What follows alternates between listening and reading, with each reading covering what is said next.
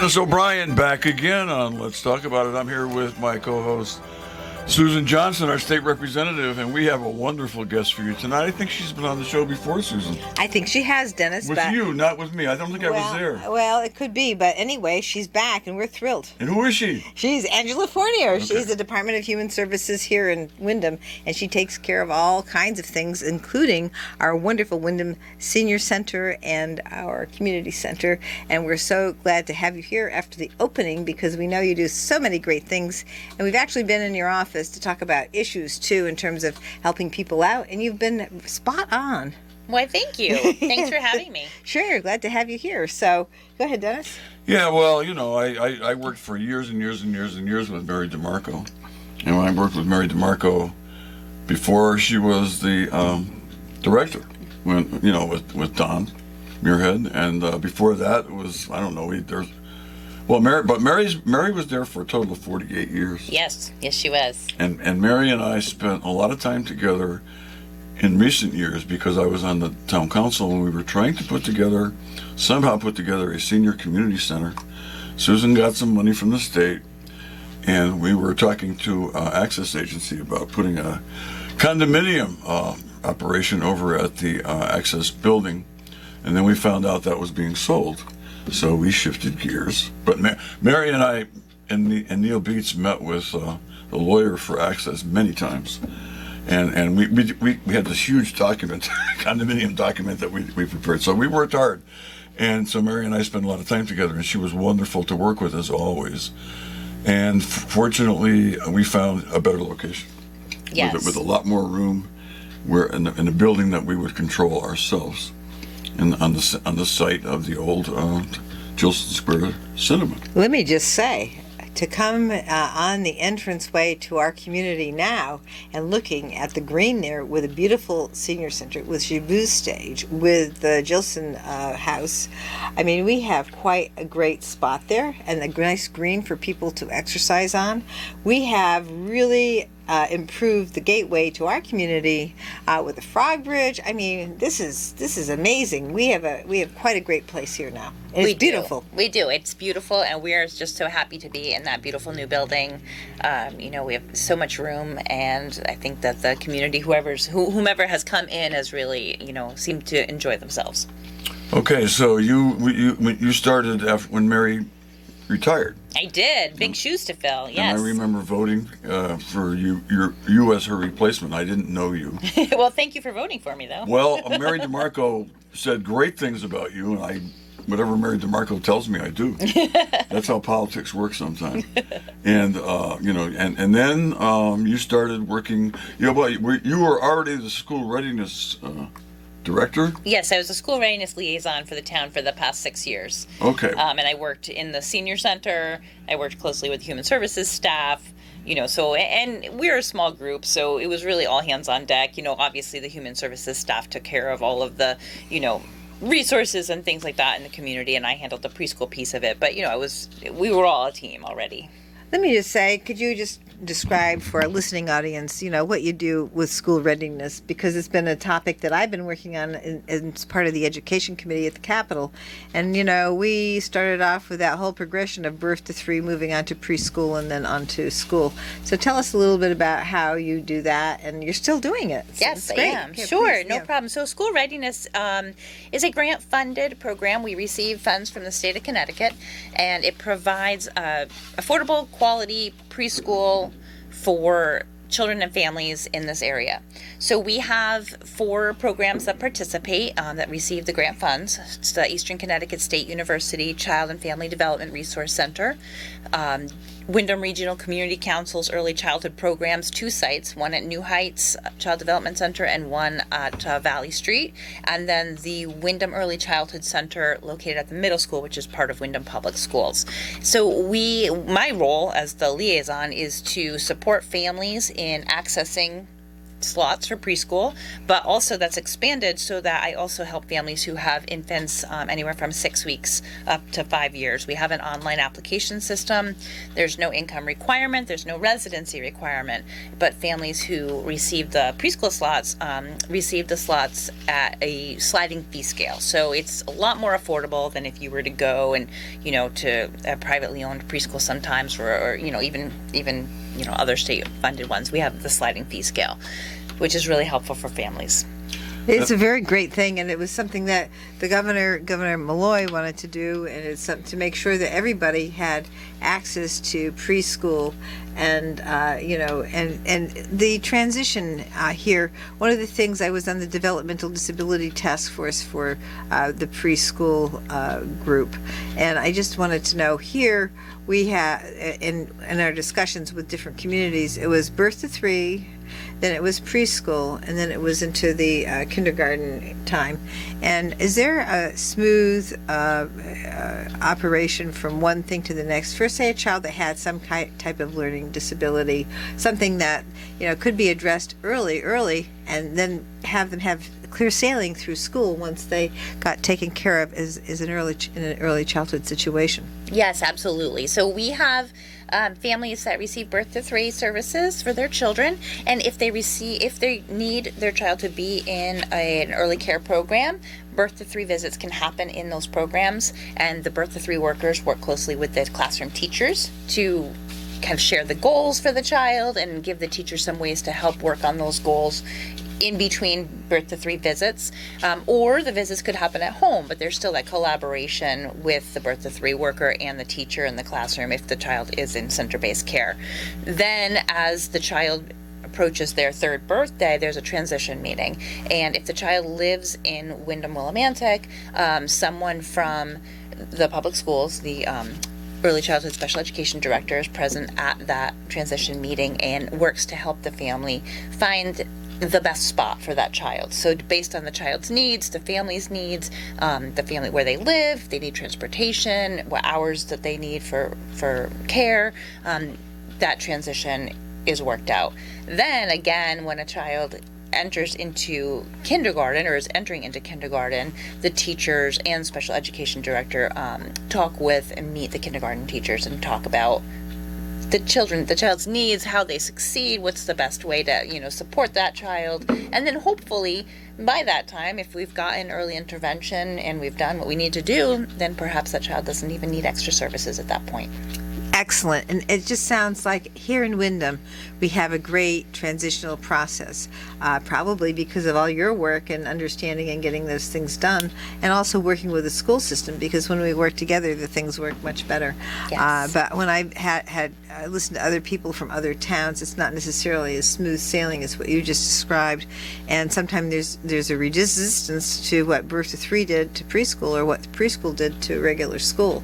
And to have that nice transition seems to me to be a fabulous thing, perfect for the families and the children, and perfect for the school system, because what will happen in those circumstances is that there will be less in the way of having to try and make up for those developmental years. And we know that the brain really, there's a huge amount of time that we waste if we don't take care of the brain and the little ones. Absolutely. And that's where a huge amount of development occurs. So thank you so much for that. Thank you, and I can't take credit for that myself. It takes a village. It truly Yes, it does. And there's a huge team of people that are involved in that entire process who've worked really hard over the years to make sure that children who have special needs are where they need to be to get their services, but also in a program that meets their family's needs. And that's not always in the public school setting. Sometimes a family needs a community-based child care center, and the special education professionals will go out to the community-based programs and provide services there too, which is, a unique thing to Windham. It is, and I'm just thrilled to hear that nice, smooth transitioning. That's just a wonderful thing. And I hope people listening, if you know someone who is in the circumstance where the child may need some, some type of an evaluation, maybe the speech is a little bit slow or whatever, go to the birth to 3, go to the early childhood, and work that through so that the child will be clear sailing when the child gets to 1st grade. Yes. My turn. I noticed you mentioned Governor Malloy, and I just wanted to tell Angela that, it must have been 10 years ago or so, Governor Malloy sat right in his chair and told us all about Stamford when he was mayor, and how Stamford had a system whereby everybody was entitled to preschool. And that is so important. That is vital. And I served as probate judge for 12 years, and my main responsibility was children. I ran the regional children's court, which covered all of Windham County and half of Talon County. And I can tell you that there were so many children, young children, and I had teenagers too, but younger children who came through with their caretakers, whether they be a parent or a guardian or a grandparent, and they were not in preschool. And I would I would really try really hard to talk the parent, guardian, or grandparent into putting the child in preschool, and sometimes I was not able to do that. And it really, if it were up to me, it would not only be universal, it would be mandatory. In fact, my plan, and I've got lots of plans for education because I've been working on this for years. Education is my main issue, even though I'm not an educator. And I would have schools start at age 3, at least in the 7 towns that are in Urgai, which is the Urg that has the biggest, the 7 towns that have but by far the largest gap, the largest achievement gap. But anyway, I'm so glad we have such a fine program here. That's so important. It is essential, and it's great to hear you talk about it. Now you have a degree from Westfield State. I do. And you also have an advanced degree from Eastern. I assume it has something to do with what you do. My degree is actually in elementary and early childhood education. Okay, that makes sense. Yes. Okay, Yes. so you are an expert, which is I don't know. You said you've been doing it for more than 6 years now, with Well, for the town of Windham. for the town of Windham. Correct. Yeah, Correct. Okay, but I've been in the early childhood education field for many more than that. Okay. I actually started my career and I worked for almost 20 years in Head Start in various places in Vermont, Massachusetts, and Connecticut.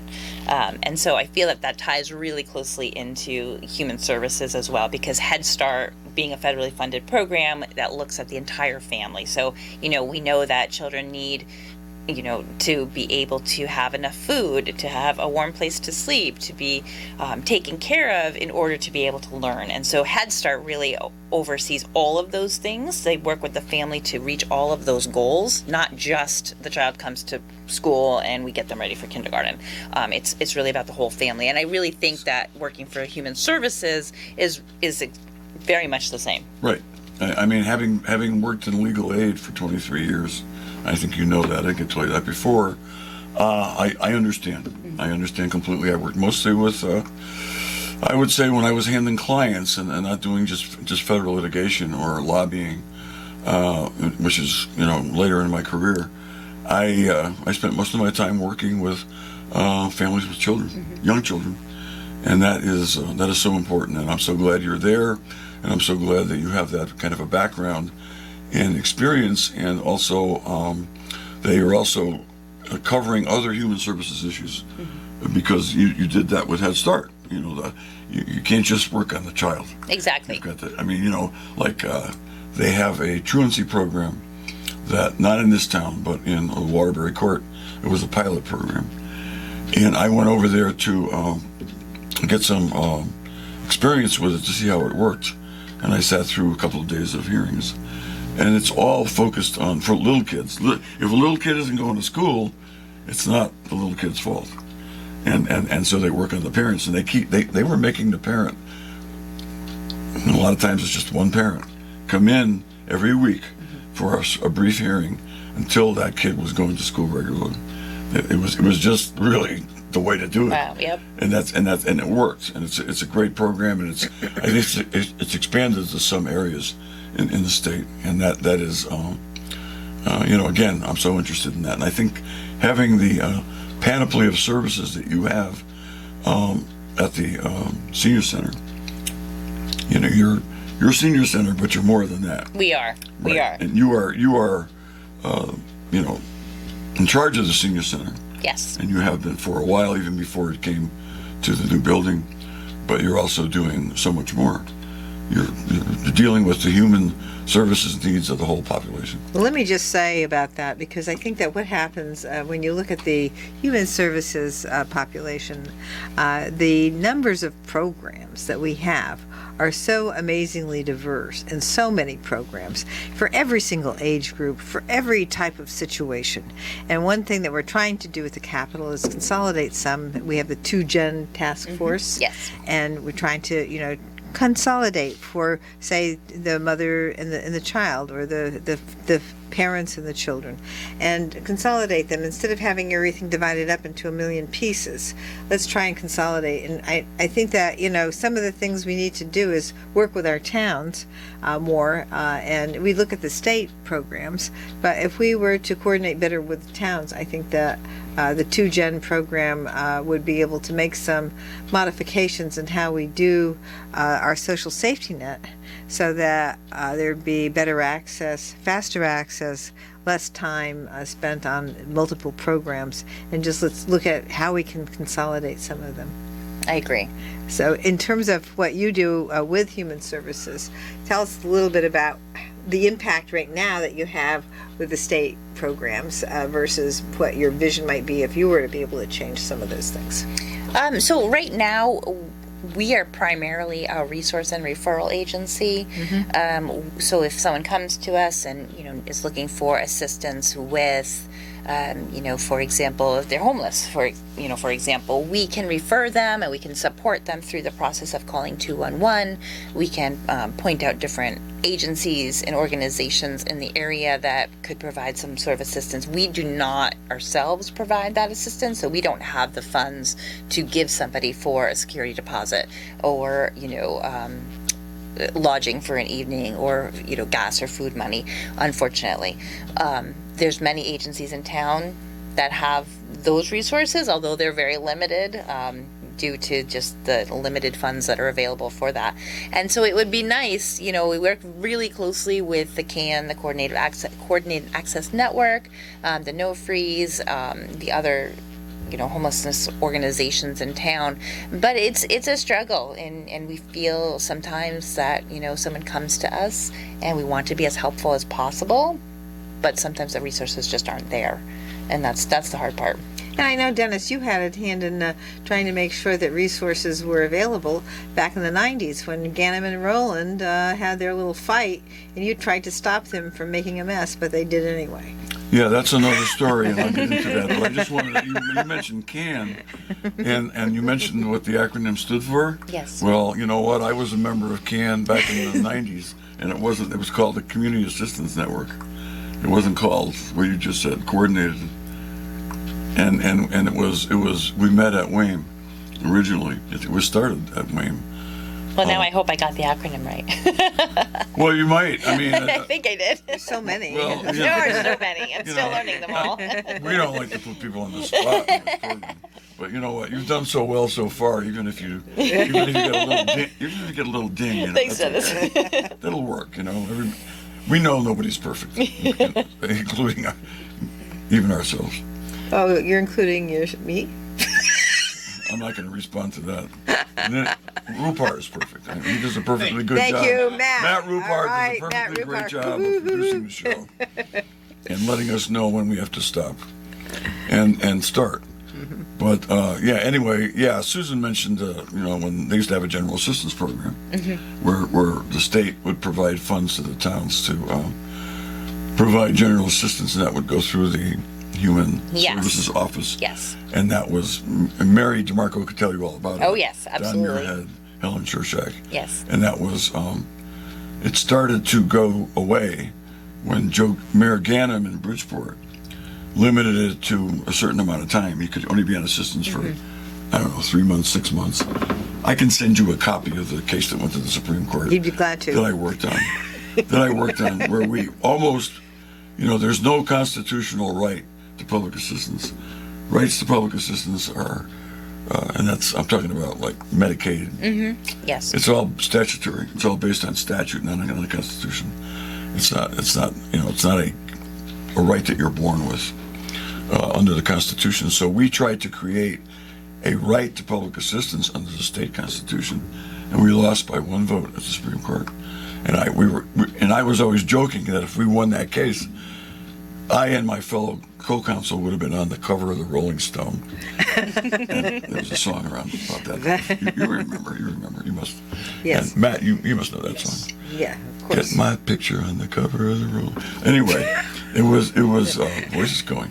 Anyway, I just wanted to point out that part of the problem that I we thought I have. had the floor. Well, you do, but Okay. now I'm going to intervene for a moment. For a moment? For a moment, and just say that we. I'm done. Okay. No, you're not Yeah, done. I'm Yeah, no, this is your deal. right. Anyway, You're doing well. Go ahead. Thank you. So we had better social safety net until that case came along, and we were unable to make it a constitutional right. So the social safety net kind of went down the chute when that occurred, and it's all because of the 2-time criminal Roland and the 1-time criminal Ganem. Well, saying. I mean, it certainly, if it wasn't them, They it would made have all been this somebody. homelessness. If it wasn't them, it would have been somebody else. I don't think so. Well, because there's an awful lot of people out there in society who don't believe we should have these programs for people. I don't in need. think that they'd be in those weeds to that extent. Income maintenance Just saying. programs that we're talking about, not So I know. what we're okay, talking not about. programs for early childhood education. Well, they're also trying to get rid of those too. I mean, I have okay. just saying. I have a really good question for Angela, but I'm going to save it until after our commercial break, which our perfect producer is letting me know it's time to do that. So we'll be back with our very special guest, Senior Center and Human Services Director Angela Fournier in the town of Windham, by the way, right after these words from our lovely sponsors. Welcome back, everyone. This is Susan Johnson. I'm here with my co-host, Dennis O'Brien, and our very, very special guest this evening, Angela Fournier, who is the Director of the Human Services, resources here in the town of Windham. And we're so happy that she's here because she does so many things, running the senior center, community center, and she has lots and lots of jobs that she does. And so why don't you just tell us about some of the jobs that you do. And before we go to that, though, we kind of wanted to remember, when we talked initially about the Birth to 3 program, how is it that people would connect with that program if they noticed a problem? Say the pediatrician noticed a problem. Would it be a pediatrician that would make the referral, or would it be some other church, or where would they get that kind of a referral? So the referral can come from, it's done in conjunction with the family.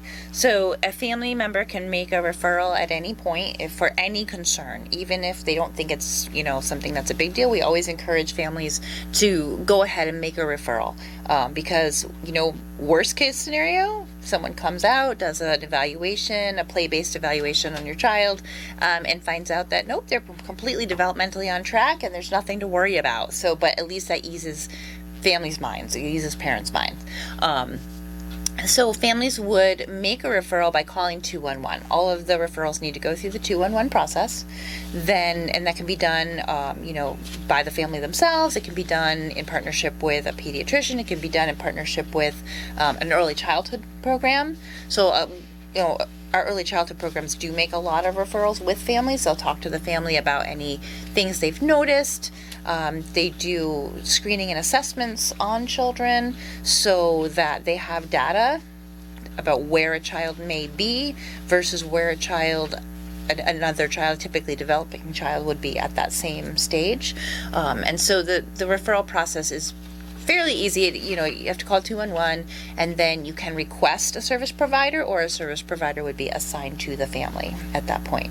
Excellent. So moving on past that, because that's I think is such an important thing to get a child a good start, before when they get into school, so that they know what's going on and they have a chance to really do well.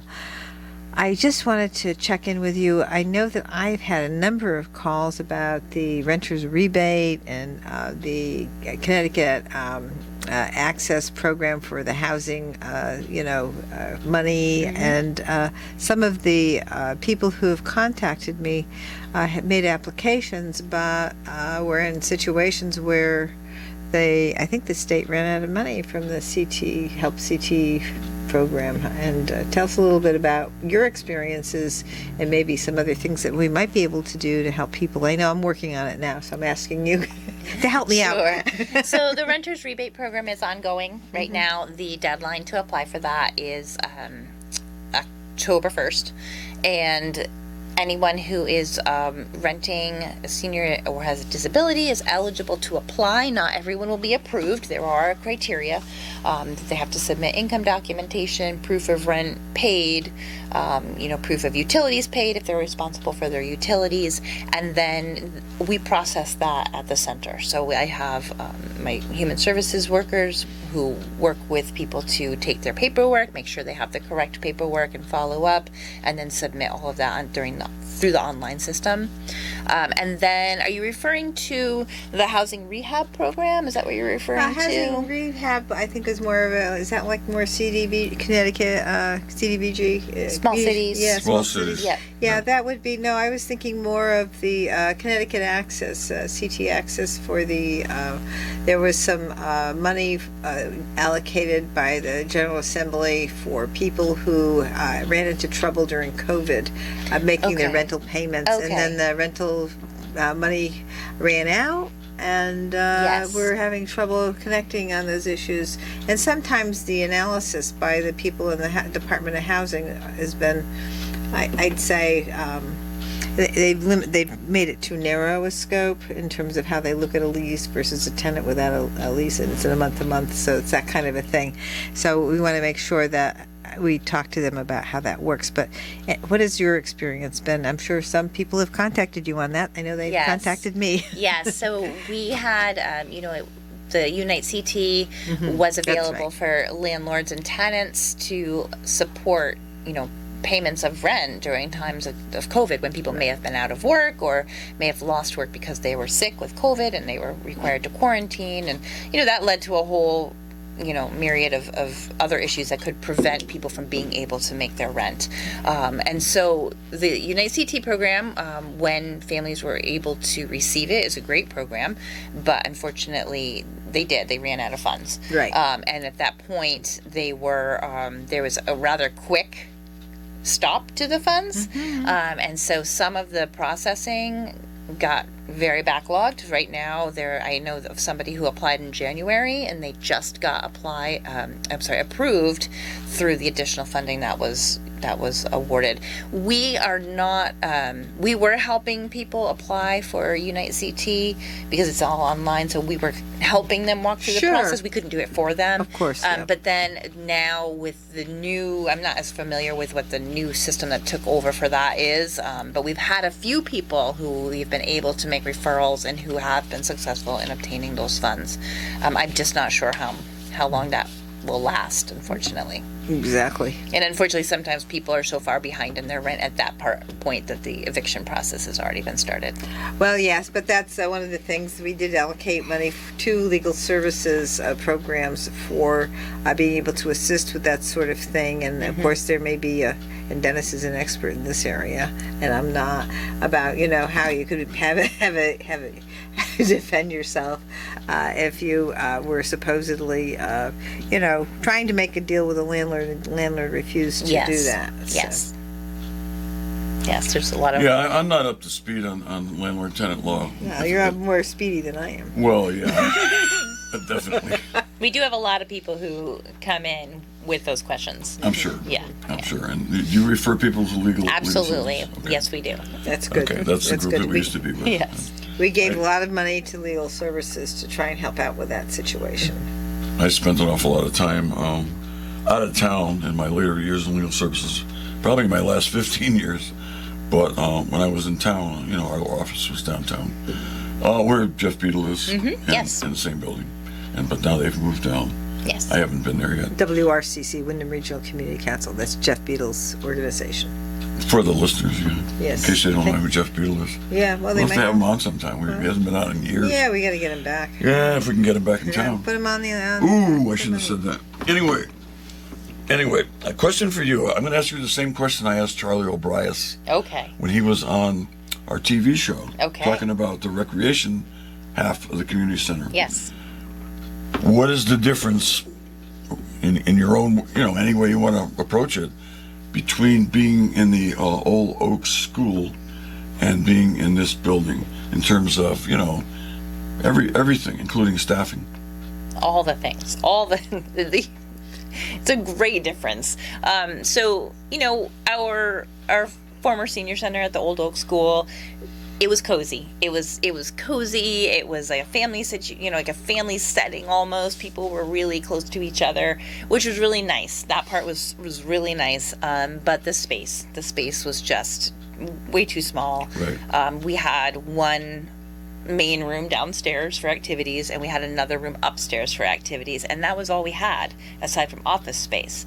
So, for people who were coming for lunch and maybe to play cards in the afternoon, if they came early, well, there was really nothing for them to do unless they were going to come and play bingo. If you didn't want to do the activity that was happening in the room at the time, you were kind of out of luck, unfortunately. The staff are amazing, and they were amazing over there, and they did all that they could possibly do to make it wonderful and exciting for our seniors. But over here at our new center, we have so much more space. We're able to hold multiple activities, multiple things at one time. So people, there's choices. You can come in, you can have a cup of coffee, read the newspaper, or you can come in and listen to a presentation or musical entertainment, go to the library, read, do a puzzle, or take part in a fitness class or something like that. There's just so many options that we can provide now, that all at once, that we couldn't at that time. So do you have a lot more people coming in? We do, yes. Wonderful. Yes. That's wonderful. We've had a great increase. As somebody who worked very hard on the town council level to get this done after Susan got us the money initially, I'm delighted to hear that. I expected it, but it just you never know what's going to happen. Yeah. And bringing more people in, it's the facility. Every time I see pictures of it on Facebook, everybody looks very happy. They are, and we encourage people to spread the news. We've got a bunch of exciting trips happening. We have ones that are local, and we also have ones that are a little farther away. I think they just went to Bar Harbor, or maybe not that far up, but they just went they went to Maine for a clam bake and some other exciting things. So we've got some really great stuff going on. Another question I have before Susan jumps in. I recall the period in which we had community discussions about funding this thing, because most of the funds, Susan got us off the mark with the funds from the state, but most of the funds are coming from local taxes, so there was some discussion, and there were some people just wanted to have a senior center, some people just wanted to have a rec center, and I wanted both. I wanted to see the generations come together. I thought that was good. Generational integration. Yes. Okay. But I can say this, that some of the seniors that were most supportive of having a rec center and a senior center together were swimmers. I can think of one in particular, Celeste Champion. She was wonderful and advocating for it. And I was wondering, and I think they were asking before the whole thing was built, could they swim if they weren't members of the recreation center? And because it costs $60 for 6 months. Correct. Yeah, I don't know if that's for individual. I guess it is. That's for an individual in-town resident. Right, in-town resident. And I just read on your website that there is an hour a week on Wednesday set aside for seniors to swim, only seniors.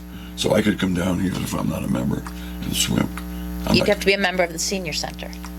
Well, yeah. But yes. But it doesn't cost anything to join the Absolutely. I was just going to say that. Right. Anyone over the age of 55 can join the senior center at no cost. And yes, we have an hour on Wednesdays from 11 to 12 that those seniors can take advantage of the pool without having to be without having to get a facility pass. Right.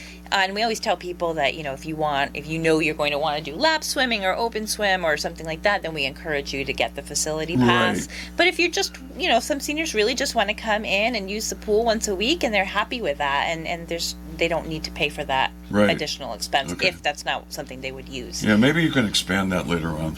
I mean, that a 1 hour a week, I'm encouraged by it, but I'd like to see it. Absolutely. No, But no, we're still not for working me. things out. I'm planning on joining. See, we have a pool at home, and so I just get out of the pool, and so we'll be joining as soon as the water in the pool is too cold, which will come pretty sooner than later. Yes, it will. It will. Unfortunately. We would love to expand that. It's just a matter of working out lifeguards. Yeah. You have to lifeguards, expenses, etc. you have to work out all the logistics Absolutely. because you're in your early. Talk about school readiness, the baby stage. Yes, we are. You're learning, what's going on there. I was there last night giving a presentation to members of the town council, and my voice was excellent. I don't understand what's happened today, but it's just when we were in the senior center part, Yes. in that big room, In the Wyndham Room. yeah. So it's just gorgeous. The lighting is It is. it's so different than Susan and I were both on the board at the same time. I think I was on the board longer than you, Susan. I was the judge of probate then, and the senior. I was there for a presentation on probate court, and the seniors asked me to be on, and Marge wanted me on, so I got on, and then you joined later. I joined when I became the state rep, which was in 2009. So, I had a couple of years. excuse me. Yeah. So I started in 2009, and then we both worked I went around to all the different, regional towns that said they were part of our regional senior center, and Yeah. interviewed them all, and found out that they had a different idea about what what had to be done in order to support our senior center, and then Right. that's when we decided to become the Wyndham Senior Center. And in any event, that's how that went. So I'm glad that we did it the way we did. I mean, it was started in the 70s. So, when you take a look at that building in the 70s, seniors were a much different place. We hadn't passed the Americans with Disabilities Act, so accessibility wasn't the big issue at the time. And if you weren't able to mobilize on your own, you were pretty much stuck at home. But now, after the American with Disabilities Act in the 90s, you have more people with disabilities out and about. They can get out there. They can do stuff. The sidewalks are fixed. You have to have, every time you do a building over, you have to make sure it's accessible. And so these are things that have changed enormously. And so as one of the things that I, put into my remarks to the governor when I went in to try and, do this work to make the change, this is something that we have quite a different situation today, or even 10 years, well, it was more than 10 years ago now when we first proposed trying to Right. do something. But this proposal also was in the works back in the early 2000s to do something. So we have been working on these things, and as all these things do, they take time to Yep. get them done. They do. And then finally, we get them done. They're in the town plan of development, and some people are unaware that we have a town plan of development that we do every 10 years. Well, this is one of those things in there. And, it's the parking garage, the senior center, the community center, all that was in the plan of development. So these are things people need to know, because a lot of people said, I never heard of that before. Well, it's in the town plan of development. Well, not everybody's going to read all that stuff, Susan. You know Oh, that. come on. It's good stuff. Well, it's good stuff. We're Anyway, so I just want to We're go into on. I guess so. But I just wanted to talk a little bit. Another thing that I hear a lot about is about the rides for people with disabilities and the VEO. And VEO seems to give people a lot of problems, and I get calls a lot about VEO. Do you too? We do. We do get a lot of calls. We have my coordinator of client services, Elsie DeJesus, works very closely with individuals who are looking for transportation for medical purposes and things like that. And so she's able to really help with, hook them up to some resources. But yes, we've had some concerns too. Yeah.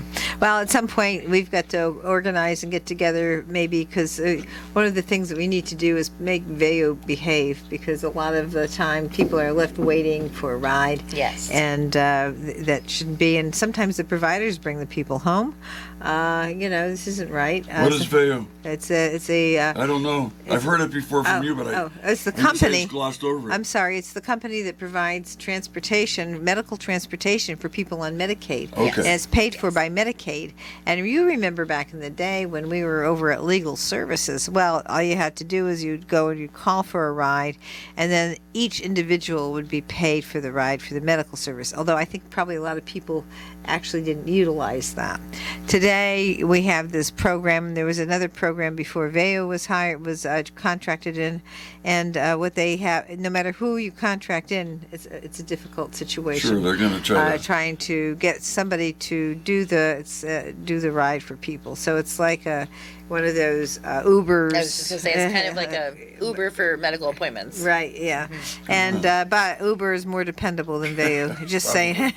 And I know all the reps that are in towns like ours, or in towns that have a large number of people who need those rides, are always concerned and annoyed by the lack of response from VEO. But I just thought I'd check in to see if there's anything that could be coordinated with me and you.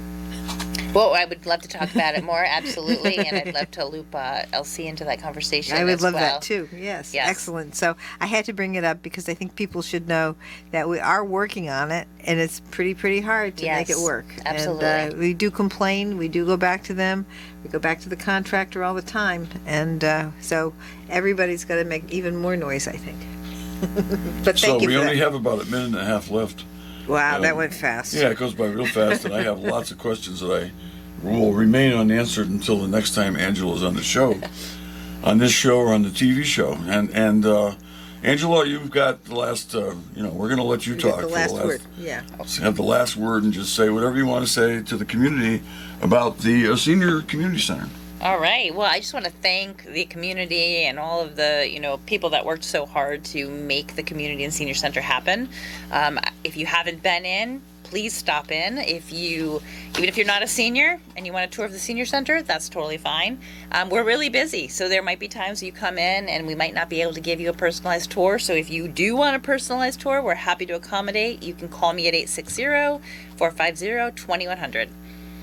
Okay, I can see Matt Rupar is getting ready to go on the tour, because I think there's something for everything there. I know. Absolutely. For everybody. I mean, everybody. Yeah. It's just an amazing place, and it's large and it's spacious, and it's well lit, and it's just beautifully done.